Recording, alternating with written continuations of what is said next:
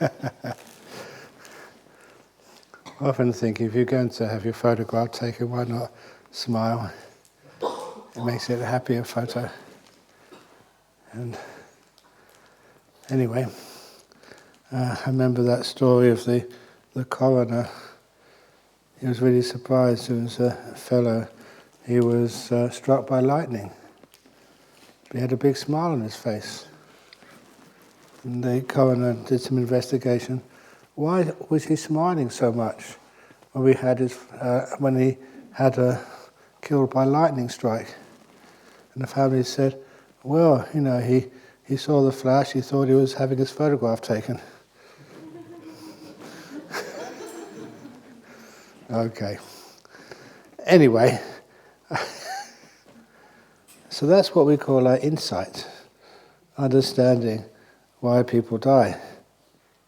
I know there was one lady who passed away, and she had to go and have an autopsy because, and this is actually a true story, had to have an autopsy because no one knew exactly the cause of death. And by the time we did the funeral service, we still hadn't got the report back from the coroner. And so when people asked me when I was doing the funeral service why she passed away, you know what I said? I said, because she was born. That was the cause of death. No one could argue with me. So the cause of death is because of birth. So we're all going to go one day. And it doesn't really matter how long we live on this planet. What's more important than the length of life is the quality of our life. And because I have performed so many, like hundreds of funeral services in my life as a monk, that, sometimes, okay, I'll start off with a ghost story, but this is a real one. It's kind of a joke one, but it's real. Because, sometimes when it's cremations, you just go straight into the chapel and do the service. But if it's a burial, we have to actually walk to the place where the casket's going to get interred. So on this one occasion, there was quite a long walk to where the interment site was. And so I was talking with the funeral director on the way. And I kind of asked her, I said, how long have you been in the funeral service? And she said, about 20, 30 years. It was her main career. And she was going to retire soon. So I couldn't help but ask, because I'm really interested in this, have you seen ghosts? And she said, oh yeah, many. I said, well, where and how? And this is what she said. She said sometimes she's working late in the office, in the funeral director's office, and they always keep a lot of bodies while they're waiting for the funeral service to be organised. They keep them in like freezers in the back of the funeral directors. She said sometimes when she's working late, she sees some of her clients, dead, walking past her office. They just go for a little walk. And what she says to them, I couldn't help laughing, that's why I'm just going to share this with you. She turns around to them and said, hey you, get back in your box. They're quite benign, they're just, they should be in their box, not walking around the place. Anyway, in all of these times, that's one of the reasons why I always ask people, if you're really interested in what happens after death and learning how to make peace, with the eventual event of death, you should always go and ask Buddhists. You know why? Because Buddhists, we kept getting reborn. We die many, many times. We've got more experience. In a religion like Christianity, they only die once. So they don't have as much experience as we Buddhists. No? Okay, I thought that would make you at least smile or groan or something. But nevertheless, it's one thing. Okay, it's one thing which I always say that if it's real insight and understanding, it's not something which is a great theory which you can win an argument at a coffee table on. It's more that you understand how life works. You don't get so upset. about some of the problems in life. Sometimes people do die young. Sometimes people just have what they call bad luck. And I still remember this prisoner I used to go and counsel. And this little prisoner, he's been in prison many, many times. But he said the latest time he was imprisoned, it was for a crime he didn't commit. He did this, someone did a robbery, and he was convicted for it. And I don't know how your sense of justice is, but I always thought that's really unfair that somebody loses their liberty, and they were innocent, but they didn't have the means to prove that they were innocent. And anyway, I thought at that time, and he just told me, I should use some of my contacts. I have quite a few contacts, in the judiciary and other places. Maybe I could get him a retrial or something. And I was thinking of how I can help, because that's what we do as human beings. We help one another. And when I was thinking, then he smiled at me, this really cheeky smile. He said, Ajahn Brahm, don't think too much. Yeah. And people tell me what to do. And he said, don't think too much, because there were so many other robberies I did where I wasn't caught. I guess this is fair. And he taught me the wonderful law of karma. How many times we may be speeding and we don't get caught, and then one time we're not speeding, we do get caught for something we didn't do. It's a kind of law of karma. It evens out in the end. And so sometimes things do go wrong. When I was telling that story, I was reminded that early on this year, when I went to Sri Lanka, or was it late last year, went to Sri Lanka, and on the way back from Sri Lanka, this was on even Singapore Airlines, when I was coming back, that because I was well known in Sri Lanka, they put me in the VIP lounge.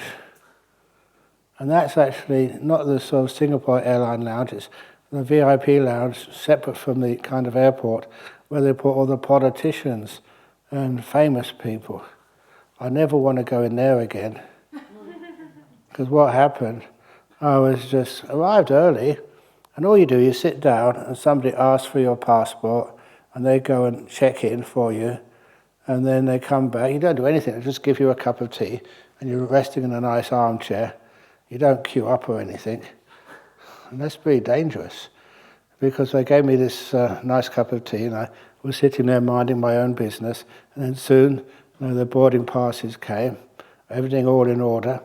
And then, I know Singapore Airlines, you have to board in plenty of time. You have to get to the gate, and they're very strict. If you get there late, you miss your flight.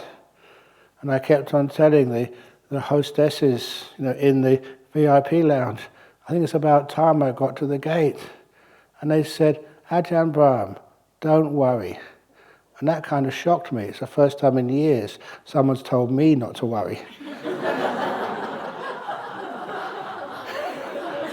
Now I know what it feels like. And I was like, okay. They said, no, we'll get you there on time. And another 10 minutes went past, and I said, look, I think I really need to get to the gate. I said, look, don't worry. You're in the VIP lounge. We always get you there last of all. But, we'll get you there on time. You're the VIP. We run this airport. And then another 10 minutes, and I said, look, it's only 5 minutes and the plane's going to take off. And so they said, okay. So they got me to the gate, where they take off. It's already booked in and everything. And as I got to the gate, you could see through the window the air bridge separating from the aircraft. They said, I'm sorry, you've missed your flight. And that's when we did the VIP lounge. So it's a very impossible place. That's what VIP means. So, sometimes it's nice to be able to worry, but it didn't matter. When those sorts of things happened to me, I thought, great, now I've got another story to tell people. So instead of getting negative when things go wrong, I don't think that things do go wrong at all in your life. Whatever happens to you, there's always something, some meaning behind it. And that's one of the important things to understand. Now, what is the meaning behind all the difficulties which we face in life and all the so-called problems? Is it really a problem? Okay, so you're late getting to where you want to go to. But usually, what happens if they make a mistake and you miss a flight? They usually upgrade you. So in the end, actually, you win out.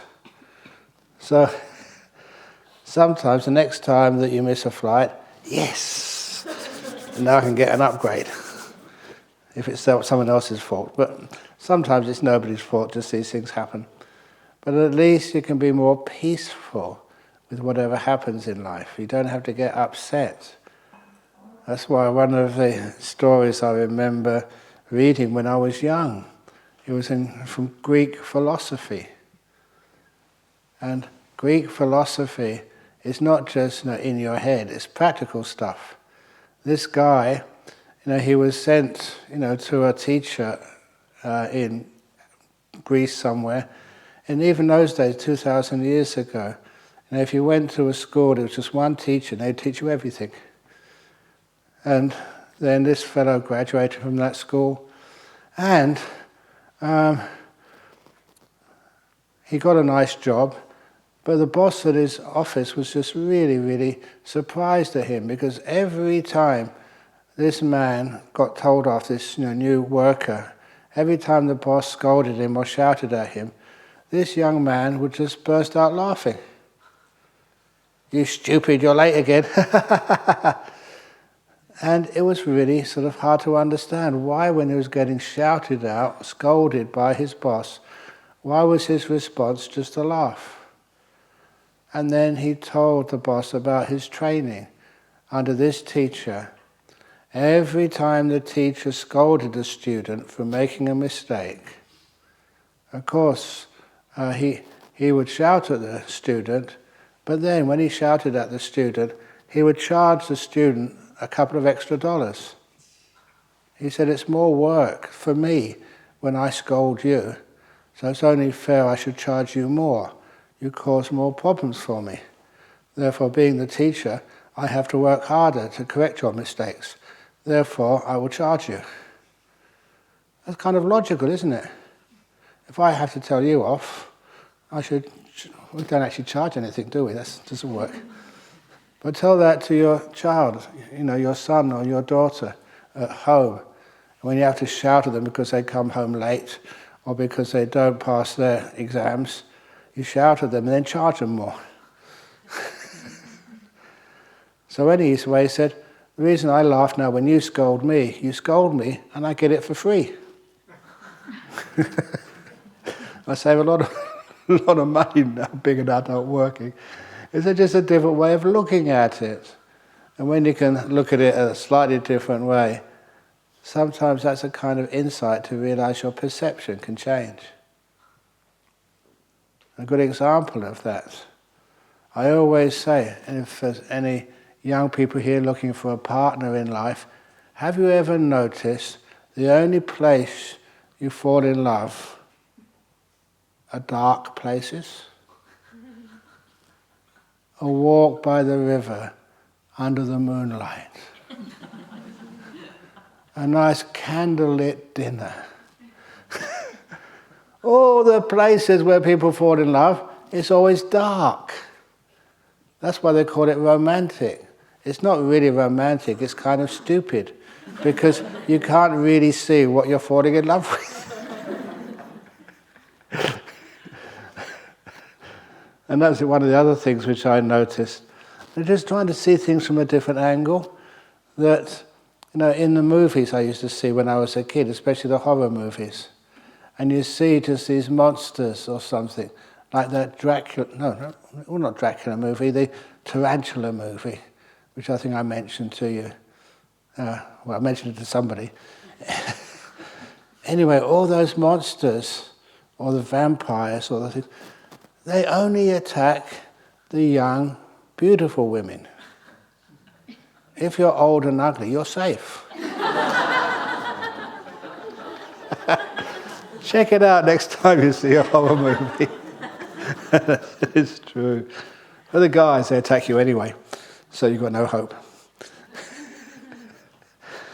But anyway, sometimes as a monk you can see things in a totally different way, which is kind of refreshing, I think. Just have a different perspective on life. When you have a different perspective on life, it makes life much more interesting. You know, just like that's... where did I tell this story? I think it must have been in Bangkok recently. The story of the two elderly people. And when one of them died, the other one died a day or two later. They were so close together. Did I tell that story so far here? So anyway, they both died within days of each other. And because they were both really good people, very kind, very generous, never harmed anybody, but did a lot of good service for others, they were met by this angel up in this heaven realm. And when they were met up in this heaven realm, the angel told them, said, now come over here. You see that mansion over there? It's on the cliffs, $1 million views, a big mansion, a nice garden in front. It's absolutely fantastic. And he said, because of your good karma, this is your heavenly reward, this beautiful mansion with $1 million views. And straight away the man said, my goodness, you'd have to be a crook or a politician to be able to get one of these in the world. And now he's got one for free. He never joked at that. He never laughed. Who can afford such expensive mansions? But anyhow,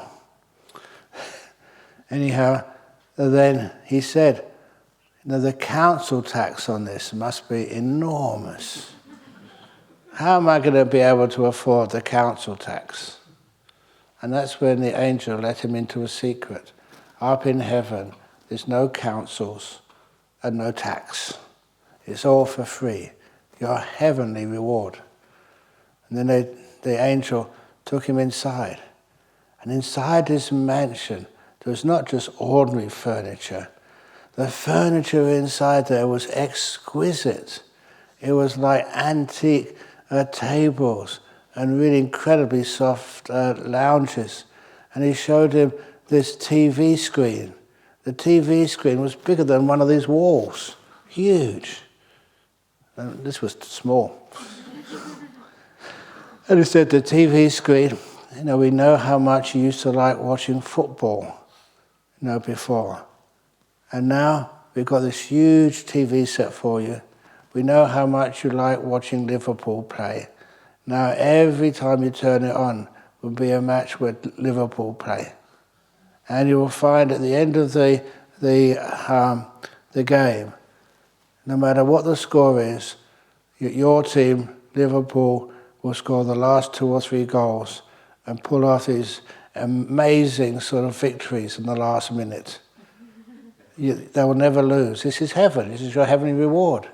So you can enjoy it. And then he took them in, looked at the chandeliers. The chandeliers weren't made out of Waterford crystal. They were made of diamonds, worth a fortune. Took them inside the washroom. And in the washroom, even the toilet seat was solid gold. And the little button you press, to wash the toilet afterwards, that wasn't made out of metal. That was made out of ruby. Expensive. And when you pressed it, water never came out. Chanel number 5.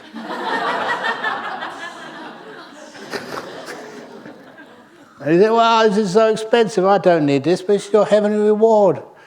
What about insurance? Thieves will come in here and they just take out the water from the toilet bowl, and that's worth a lot of money. And he said, look, this is heaven. We don't have thieves up in heaven. They can't get in here. You don't have to worry, it's all for free. Then he took them inside the triple garage. In the triple garage, the first car was an enormous SUV. It would go anywhere. He said, this is so powerful that this special all-utility vehicle can even go up waterfalls vertically. That's how powerful it is. And then he showed him the stretch limo. That really was a stretch limo. It was so big that there was a swimming pool in the back. And then the Bugatti sports car. This is a limited edition. We know how much you liked fast cars, but then you couldn't drive one because you were getting old and sick. This is yours. A red Bugatti, red, with amazing wheels and a retractable roof. And then you looked at that and said, oh, I would really love to drive that. But what's the point of having a fast car these days? I mean, there's speed cameras everywhere and lots of police. They said, I'll be fined so many times every day. And that's when the angel said, listen, this is heaven. Up in heaven, we don't have speed cameras. We don't have police. Because it doesn't matter if you have an accident. You're already dead.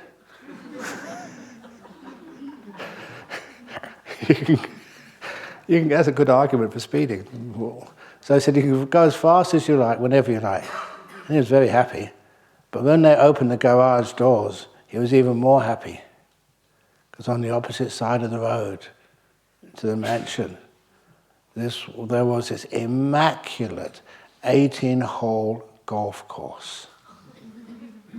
I mean, it was really a top quality golf course. And the angel led him into a secret.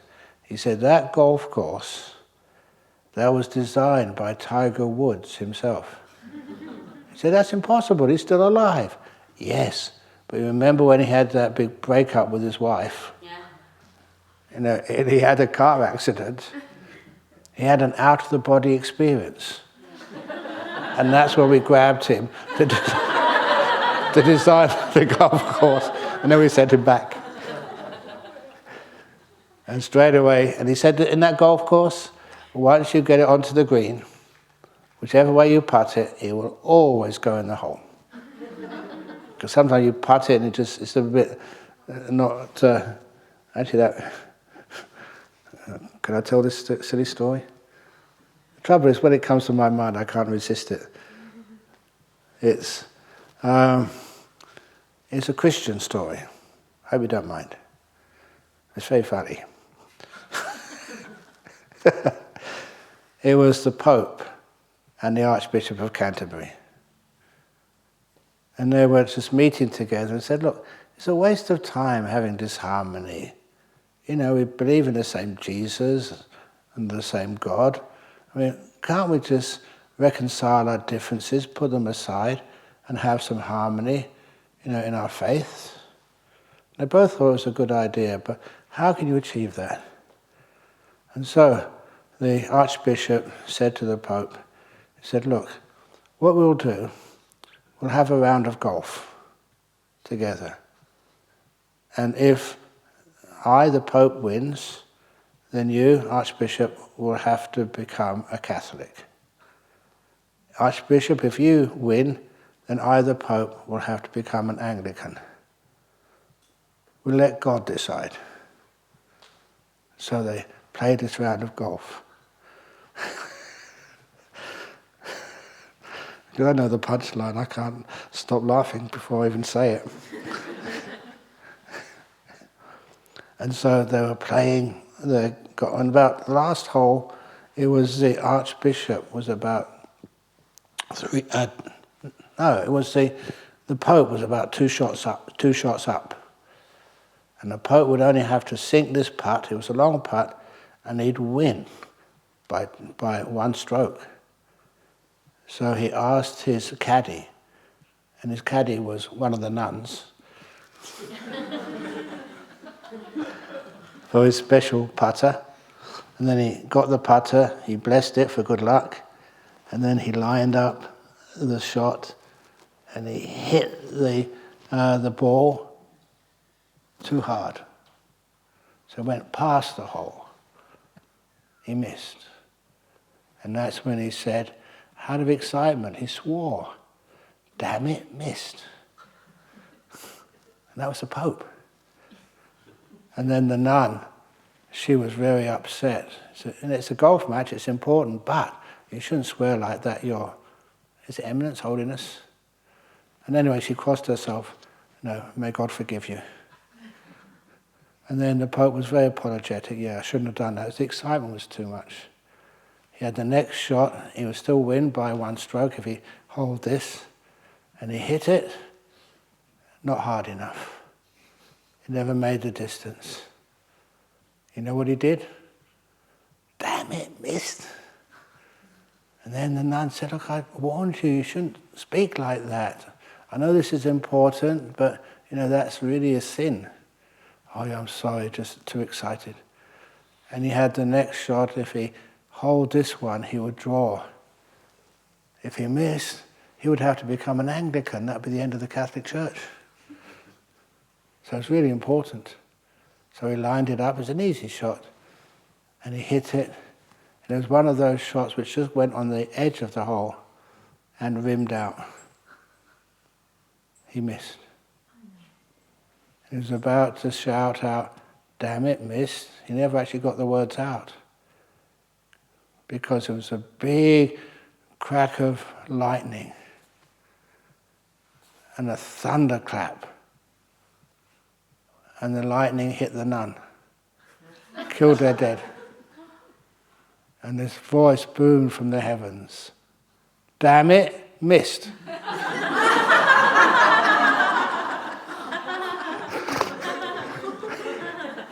I'm going to be careful when I walk out there. If there's any thunderclaps, they might hit me. Anyway, where was I going with this anyway? Okay, so this husband, just dead, he was just thinking about the golf course, which he could play any time he wanted, and the fast car he could drive. He didn't have to worry about anything. The beautiful house, watching his football on the TV, and so much wonderful furniture. He could live a life of luxury for eternity. And then he started getting angry at his wife. He started shouting at her and scolding her. And the wife was just so confused. Said, "Why are you getting angry at me? We've got this amazing house. You've got just this big TV set and your team will always win. And you've got your fast car. You can drive as fast as you like. No speeding fines, no police up here. And if you crash, you're dead anyway, so it doesn't matter. And this golf course on the other side of the road. Why are you angry?" And this man looked at his wife with more venom than in a king cobra. And he said, Wife, if it wasn't for all that health food you gave me over the last few years, I could have been up here a long time ago."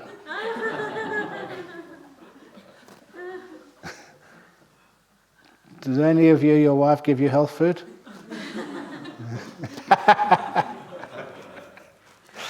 Okay, anyway, that's a little... Oh my goodness, where does time go? Are we telling jokes? I'm supposed to be giving a Dhamma talk. I apologize. But it keeps your attention. And one of the reasons which I give like funny stories is actually to add humour into a Dhamma talk. And in between the funny stories, that's where they put in the pill of Dhamma. This was how this Tibetan monk explained it. He said that when you tell a funny story, that's when people pay attention. And he said once they start laughing and they've got their mouths open, that's when you can put in the pill of Dhamma. Otherwise they don't swallow anything. And I also just remember just it's not just the information. We have information overload in today's world. Whether it's about Buddhism, whether it's about psychology, whether it's about health, foods. But it's those unusual events where people sometimes laugh because it's not what they expect. That's where there's usually lots and lots of insight to be gained. And one of those, just on the subject of dying, is one of our members many years ago. His name was Ted, and he was from Lancashire in UK, and he was old. In those days, people would smoke cigarettes because everyone would, and they didn't know how dangerous it was for your health. That's one of the reasons here we don't light incense. I remember asking a doctor once, the smoke from incense, the smoke from cigarettes, are they the same? He said, not the same, but they're equally dangerous. So if you light lots of incense in here, you're killing the monks. And I don't know why people light so much incense. What's the purpose of it? Why do you do that? Over in Thailand, at least the most I ever put in the incense holder is just 3 sticks of incense. But when I did travel and go to places like Hong Kong, in Hong Kong they got a whole lot of incense. And it's so much smoke coming in. Before they put it in the incense holder, you do this. Why do you do that? Sorry? To make a wish. No, that's not what it is. When I did some research and find out where that came from, you realize that in a place like Hong Kong, the first time you're taken to the Buddhist temple is usually by your grandma. The grandfather is usually just working somewhere. So your grandma takes the little young boys and girls to the temple for the first time to show them what to do. And the grandma, when she puts the incense in the holder, she always goes like this because she's got Parkinson's.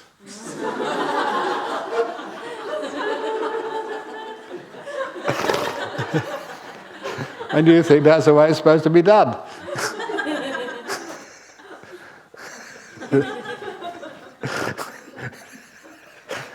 There's no other reason for it in Buddhism. And to get a wish, oh my goodness, you got me going now. This, one of our members here, he was married to a girl from Singapore. And she would always go and see her family once a year. And he had to go with them. He was English. He used to be a dentist in the British Army. And he retired, but he went over to Singapore. And when he was in Singapore, he was getting bored. His wife was talking, in, I think was it Cantonese or whatever, to her relations, and he was kind of out of the loop. So his brothers-in-law took pity on him and said, "No, let's go out somewhere. It gives you something else to do, so you don't have to listen to your wife all the time." So off they went. They were going to go to the racetrack. And anyway, first of all, they said, in Singapore, if we're going to go to the horse racing track, we usually go to one of the lucky temples first. So they went to one of the lucky temples, and it was a mess. So they cleaned it up, including Gus. He was the English guy. They all worked hard cleaning it up, and then they went to the racetrack, and they lost a lot of money. Nothing won. But the interesting part of the story was that night Gus had a dream. This is not a joke, this is real. Had a dream, and he dreamt of the name of a horse. When he woke up in the morning, he looked in the Straits Times, that's the Singapore daily, and in the horse racing, and there was a horse by that name running in one of the races that afternoon. I mean, it was amazing. Exactly the same name. And so he rang up his brothers-in-law and said, we lost yesterday, but last night I dreamt of this horse and it's running this afternoon. I think, whatever we did in that temple, they're trying to sort of help us. And that's when his brothers-in-law said, listen, you are an angmo. You know what an angmo is? It's like a quailo. I know what those words mean. Okay, what does a quailo mean? Come on, be honest. Western ghost.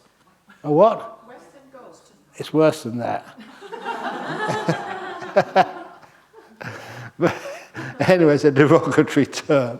But anyway, Langmo means like a redhead, which was also like, one of the Westerners. And he said, look, a Singaporean temple spirit would never tell a white man the name of a winning horse and not tell us. We don't believe you. So he went to the racetrack alone. And of course, that horse won. And when he told his brothers-in-law, they were so upset.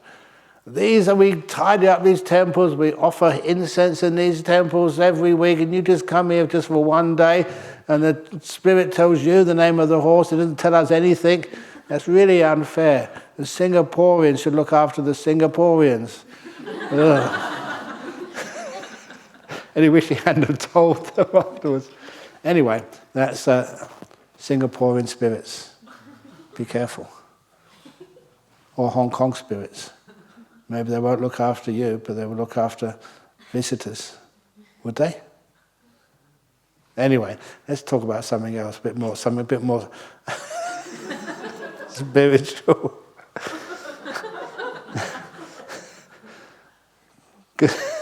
Sometimes these stories which I tell, there's a meaning behind them. The meaning is you don't go to a temple and clean it up to make money. You just go there to do something beautiful and good. That's why people get these amazing results, very karmic surprises. And this is, I've seen this so many times, really good people, kind people who sacrifice their time for others. Sometimes amazing things happen in their life. Remember this guy, he got separated from his wife, and then he not inherited, but he got ownership of this dog who he loved very much. But this dog, it needed just more than just one person looking after him. So he managed to find a lady who had a dog of the same breed, and they would get on together. So he gave it to this lady who he knew. And so for many years he got to know this lady and make sure his dog was okay. And over many years, even the old lady had to find another home for the two dogs. But anyhow, they got to know each other, this lady and this guy. This guy had his own little business out in one of the country towns in Western Australia. And so whenever the lady, needed, she couldn't drive herself, she was single. And whenever she needed a lift to go anywhere, she'd often call him up and ask him, can you take me to the doctors? Can you take me to the social services or something? And he'd always be very happy to do that. You know that sometimes people say, oh please, can you help me? And you say, I don't want to bother you. It's nice to be bothered. And when somebody asks me to do something, a lot of the time you always look to do something for me. But it's really thank you, thank you, thank you when you give me the opportunity to hold the door open for you or to do something extra for you. It's great fun giving to others. If you haven't got a thing to give, that is to give your time. I remember down in the town of Albany, I just finished giving a talk. It's very cold down there. And after giving the talk, this young man said, oh, it's really cold. I don't know how you can bear just having a bald head. He had a bald head. I said, are you cold? He said, yes. I gave him my hat. I can endure cold pretty well, so I was born in England. And I said, here, have the hat. And he was really amazed by that. I mean, you're a Buddhist monk, and you're giving me things? Yes, thank you for giving me the opportunity to do that. It's really joyful to be able to give something to somebody. On another occasion, over in Changi Airport, I was just walking from one gate to another gate, and then there was this traveller, a female, and she was trying to get some sleep, and she was twisting and turning just on one of the benches. And I had one of these Singapore Airlines eye shades. So I just had it in my pocket. I was going to use it on the next flight, but I didn't need it. So I said, would you like one of these? And I gave her the eye shades. And then she was half asleep. She said, no, who the heck are you? You give me that? Yes, of course, it's only a pair of eye shades. And she put them on. Just because I just spontaneously saw I had something which could help her and get some sleep. I had such a wonderful flight on the way back. I was just full of joy. And it's an instant karma of giving something to someone they didn't expect at all. And all of those opportunities, I really try and take them. The giving is much, much, much, much, much, much better than, I always say that, receiving. And so that's one of the reasons why I love, sharing and helping in whatever way I can. I don't expect to be treated like, a big shot. I can't. So I'm in one of these moods. This is something good about this. There was these 4 women having a cup of coffee in the afternoon. And one of them said, I'll pay for the coffee today. Because today, my son, I'm very proud, my son is now a priest. He worked very hard for this, and now he's responsible for leading a community in the church. And everybody, they bow down to him, and they call him Your Reverence. I'm so proud of my son is now a reverend. And the second lady looked up and said, that's nothing. My son was a reverend many years ago. He's now a bishop. So when people see him in the church, they don't just bow, they get on one knee and they kiss his ring. He's a bishop now. I'm so proud of him. And then the next woman said, only a bishop. My son is now an archbishop.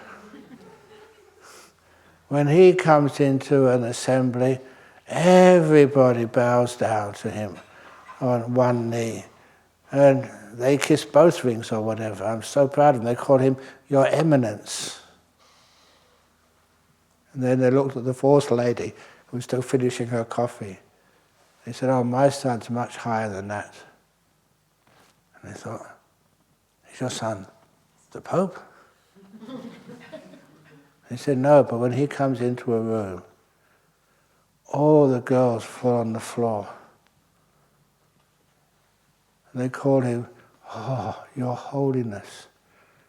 He's the leader of a rock band.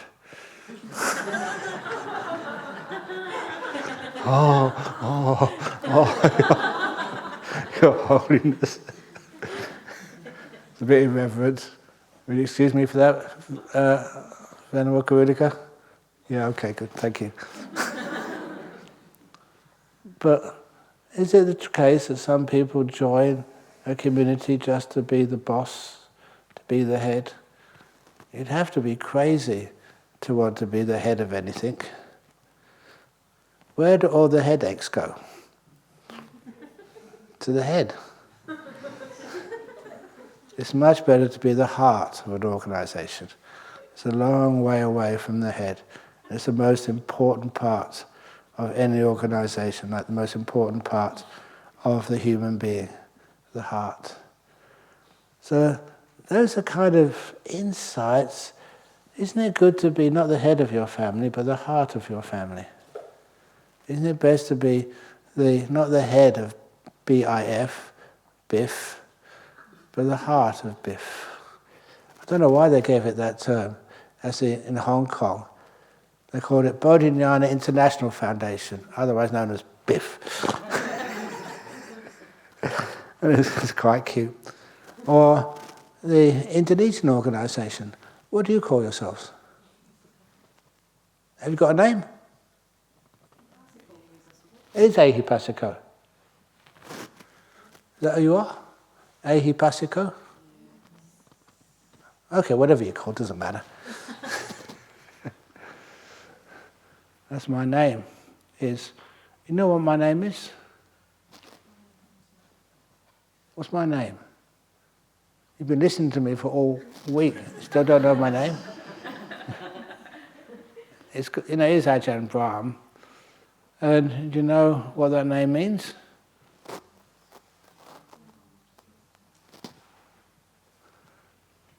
It's great in Indonesia when I explain what the name means.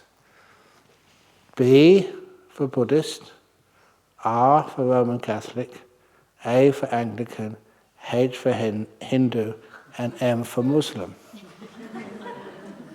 The Panchanikaya. Although apparently there's 6 Nikaya in Indonesia. Is that correct? Yeah. So I have to get another letter in my name somewhere.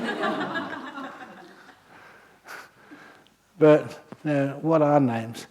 And it's always a lovely test to see if you can receive a joke about your name.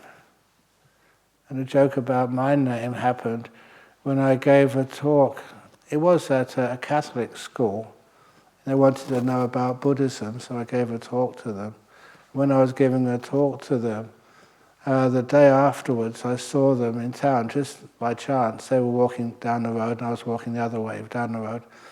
And they came up to me and said, "Oh, you're the monk who gave a talk at our school yesterday." About 13 or 14-year-olds. It's the naughty age for girls. And they're very cheeky. I said, "You gave a talk at our school yesterday." I said, "Oh, I'm surprised you remember me." They said, "We will never forget you." I thought, "Oh, how cute. They won't forget me." and then they said, "How can you ever forget a monk called Brahm?"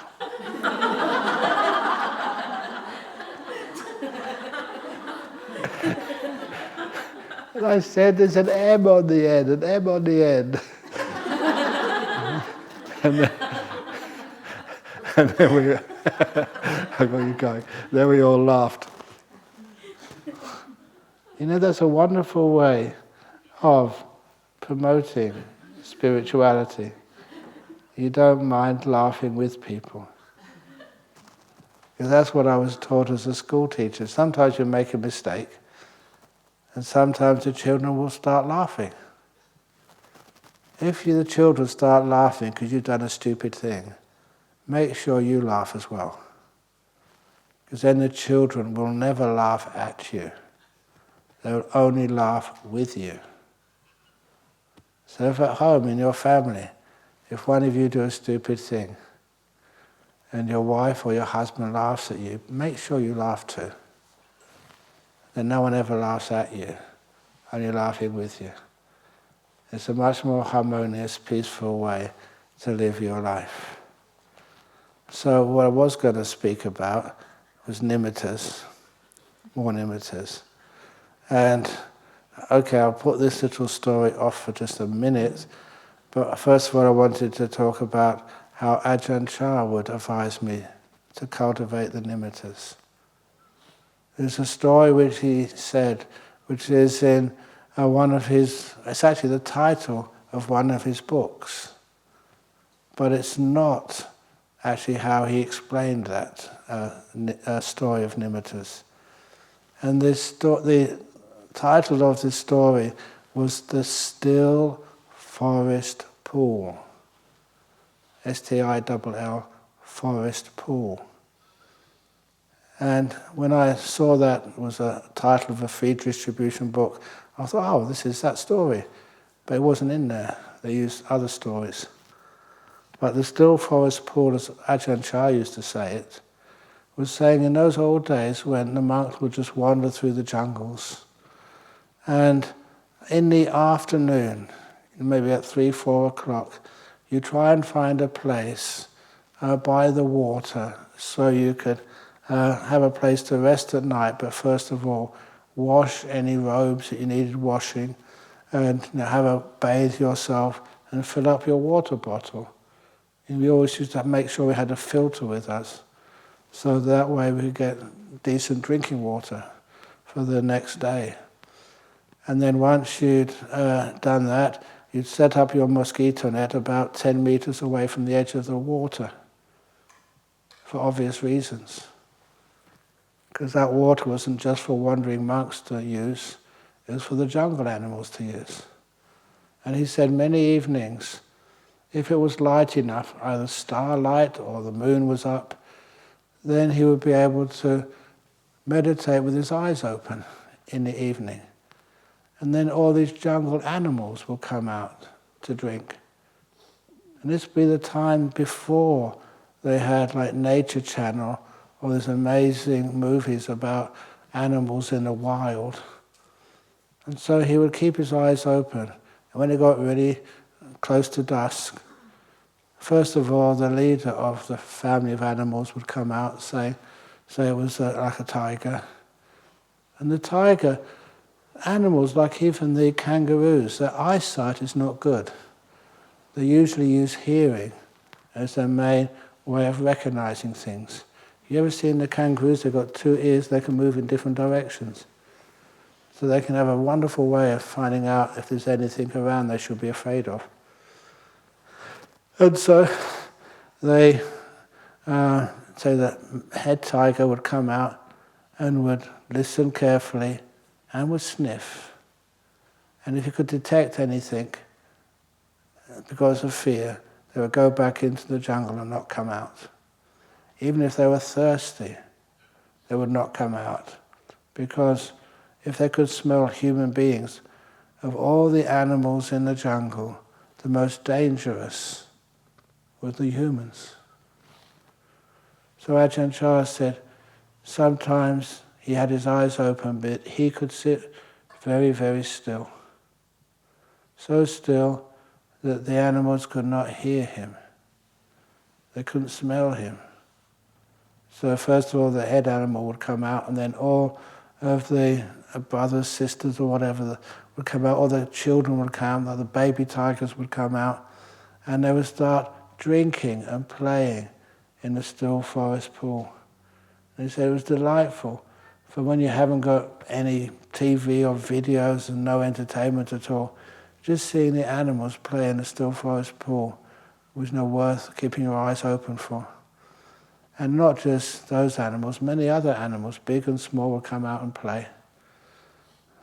And it was lovely to watch. But then, if he moved, or he said, wow, then of course those animals would hear him and they'd run back into the jungle and not come out. But he also said that sometimes, after the usual jungle animals came out to play, sometimes he was so quiet that some animals would come out, listen, sniff, and these were animals whose names he didn't know. He said these were animals that his teachers and family had never told him about. They were beautiful, but incredibly shy. But if he was still long enough, they'd come out and the whole group of them would play by the still forest pool. He said those were called like nimittas and jhanas. Beautiful animals, which most people never see, simply because they don't know how to be still and quiet.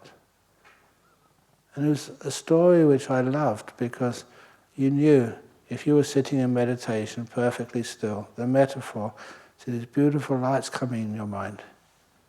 If you move, or you say, wow, that's good, oh, a bit much for me. If you move, of course, it's like those nimittas or other states of mind, they know they're being watched and they run away. And sometimes they don't come out again for days. But if you're really peaceful, they'll come out, they realize it's safe, and they'll play all evening by your still forest pool, your mind. and it's absolutely delightful. And then some even more powerful but shy animals. There's a nice way of looking at it. The nimittas and the jhanas are shy. If you say their name, they run away. Shh. You know what they are. You can certainly know for sure afterwards. And if that's the case, enjoy. And the result, of course, is the 5 hindrances. They just go for a long period of time. And with those 5 hindrances gone, if there's something really interesting, you can stay with it. You've got no restlessness. It just stays there. And you can really explore it, go right inside of it, understand what it is. That's the job of insight, to explore and understand and see things you've never seen before.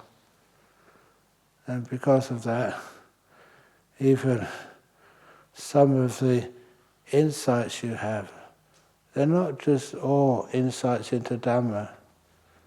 This is one of the reasons why I was interested in meditation to this depth, because when I was at Cambridge, there was another physicist who was there, and his name was Brian Josephson, and he got a Nobel Prize. He was the one who started to discover what's called quantum tunneling. On the surface of it, it looks like it's impossible, it can't work. But he proved that it does. And because of that, now we had what's called supercomputers. And it was his insight, which he got after meditating. It was the meditation which made the breakthrough for him. He had this problem he was working on, and then couldn't find the answer, or how to solve it, and then put it aside, sat down and made his mind really peaceful and calm. And then, afterwards, he could see what the solution was. That's what happens with deep meditation. You can actually see solutions which normal people can't see. You can understand how it works. And he got a Nobel Prize for that. So how many people in BIF have got Nobel Prizes? How many people in Ehipasiko have got a Nobel Prize? Come on! Make Indonesia proud of you. How can that work? This is actually how insight works. You see deeper than other people have ever seen. You can stay with something so long, so peacefully, you just dive right into it and see things other people have not seen. See things other people have not seen, have not understood. Just like the Buddha, sitting under the Bodhi tree. And you got something like anicca or dukkha or anatta. What the heck is non-self? Can you understand non-self by reading books? If you could, there'd be so many enlightened beings at university. There ain't. Can you understand non-self by discussing? Nope. How on earth can you actually penetrate to something which I think you all agree on the surface, it looks really impossible. I know I'm here. Am I here? Yeah, I'm in. What do you mean non-self? To actually to see it fully right inside, we learn how to be still, really still, and explore. When you can do that, you see things that other people who aren't enlightened have never seen. Sometimes you think it's impossible. An example of that, I always thought, hey, hang on, you guys teaching me physics, you said that nothing can go faster than the speed of light. That's true. But then you've got some stars which are about 4 or 5 light years away. And every physicist knows you can reach that star in 5 minutes if you've got a fast enough engine. Hang on, how can you get there in 5 minutes when it's 5 light years away and you can't go faster than the speed of light? Easy. The faster you go, the more that space-time get distorted. What was 5 minutes to you to get to that star, everybody on Earth tracking your spacecraft thinks it is at least 6 or 7 years. But for you it's only 5 years. And Freddie, if you do that and you go to this Alpha Centauri about 5 light years away and you come back again, for you it's only 10 minutes. You haven't even needed to have a snack. You've just gone there and come back, 10 minutes you're back. But each one of us here are 10 years older. Is that possible? You bet it is. First of all, you can't understand this. A lot of times insight is blocked because we haven't extended our perception to be accurate. The way we look at the world is so limited. And sometimes these deep meditations you see things which kind of rock you.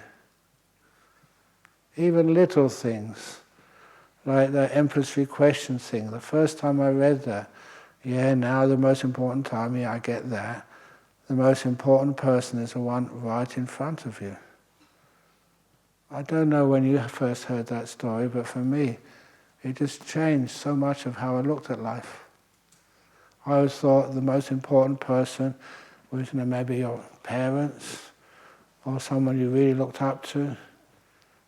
And this was telling me, no, right now it's whoever it is who's right in front of you. Even if it's a little mouse right in front of you, it's the most important being in the whole world.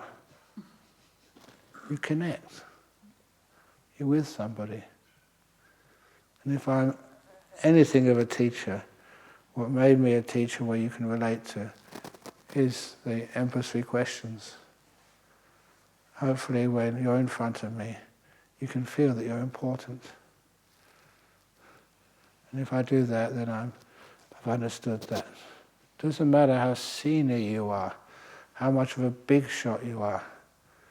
If the person you're with is right in front of you, they are really important. And it doesn't take any extra energy to do that. But it knows how to connect. Okay, so that's the talk tonight. A lot of jokes, but in between those jokes, I think I've successfully brainwashed you, and you haven't realized it. So thank you for listening. Sadhu, sadhu, sadhu. Excellent.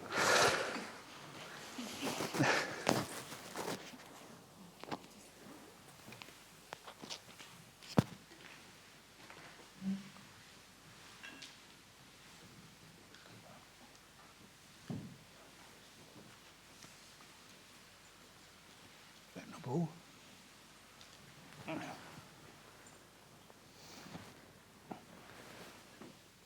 I'm trying to find a time for your interview. Okay. What about now? Okay, reception area? Okay. Is that convenient for you? Excellent. Okay, see you over there.